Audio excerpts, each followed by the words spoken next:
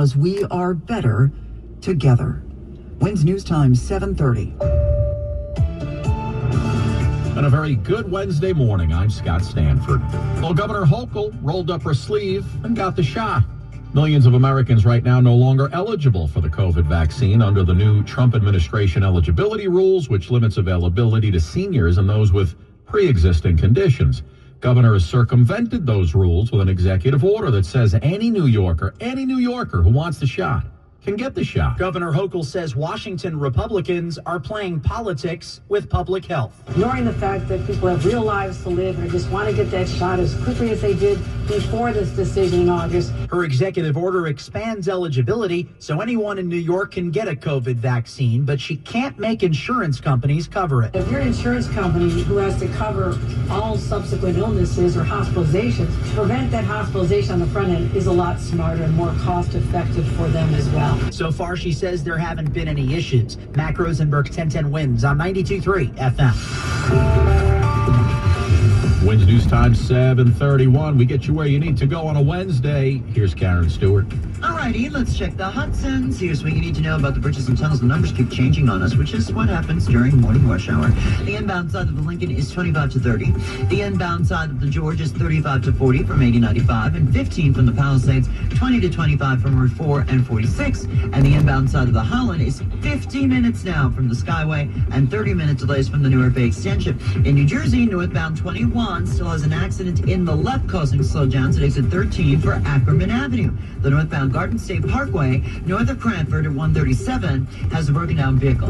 And he broke down in the center lane of all lanes. Queens got a bunch of things happening. Westbound Grand Central at 164th and disabled in the left. We've been telling you about the delays there. Northbound Cross Island Parkway at Hempstead Turnpike, accident with a lane block. Delays go back to Southern State in the Belt. Eastbound LIE approaching the Grand Central with an accident on the shoulder. And the westbound BQE approaching Queens Boulevard, we've got an accident there. And we've got one lane blocked. And we're sponsored by Windorama. Score big during Windorama's Home Team Savings Event. Save up to $500 off every window and door when you purchase and install, now through October 15th. Book your free consultation today at savewithrama.com with the local home team at Windorama. Karen Stewart, 1010 WINS at 92.3 FM. All right, let's get that AccuWeather forecast. Meteorologist Joe Lundberg. Joe, I can only speak for what I see outside my window. Right now, I see some sunshine out there. Yeah, and that's what I'm saying. It's not going to be that bad this morning with just lots of clouds, peaks of sunshine, and at best, a stray shower. So the morning hours largely dry and won't have an impact on the morning commute. However, this afternoon, we do think the cloud cover thickens up a little bit, and we will see some occasional light rain and drizzle this afternoon and into the evening hours. Today's high only about 68 with a gusty breeze out of the northeast. It'll remain cloudy and damp overnight with a bit of rain or drizzle. Should be gone by morning. The overnight low 64. Clouds and maybe a shower in spots early tomorrow, then some sunshine. A much nicer finish to the day, guaranteed tomorrow. The high 70. With sunshine, we get up to 82 on Friday, and then only low 70s despite sunshine to start the weekend. Right now in Central Park, some sunshine at 63 degrees, the humidity 75%, the wind northeast at 12. Repeating our current temperature 63 going up to 68 in Midtown. I'm meteorologist Joe Lundberg on New York's weather station 1010 WINS and 92.3 FM. I thank you, Joe. Hey, maybe it was just a brief case of President Trump wanting to catch the spirit. President flying to London on Monday night. Things got a little chaotic on the ground as air traffic controllers repeatedly ordered the pilots of Spirit Airlines Flight 1300 to turn away from Air Force One.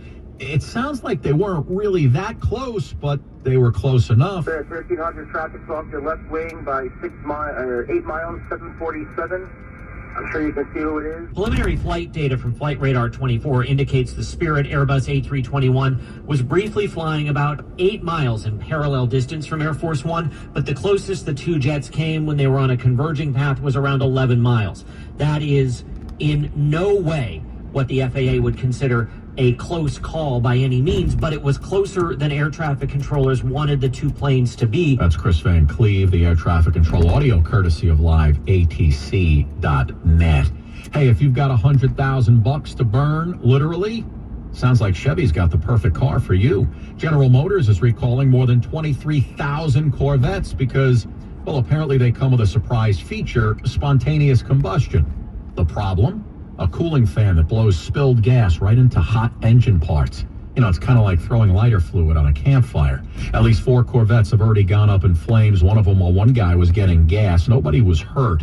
GM says your safety is their top priority, and they're working to fix that problem. All right, move over, Superman. We introduce you to Morristown, New Jersey's very own Captain Underpants.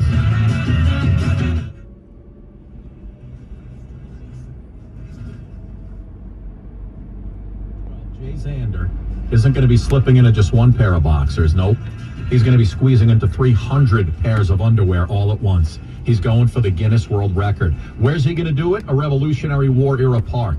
Because nothing says founding fathers like a guy waddling around in layered Fruit of the Looms. Sounds easy, right?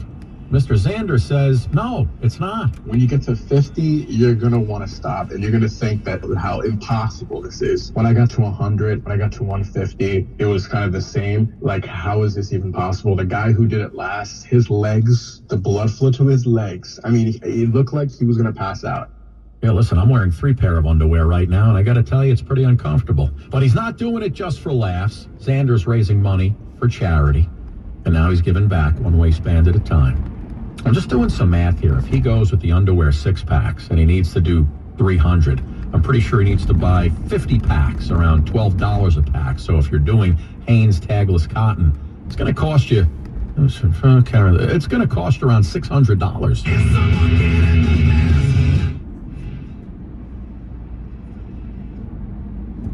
Eyes up, the band is back, and they say there's more to come. What's that mean? We'll find out together on the other side.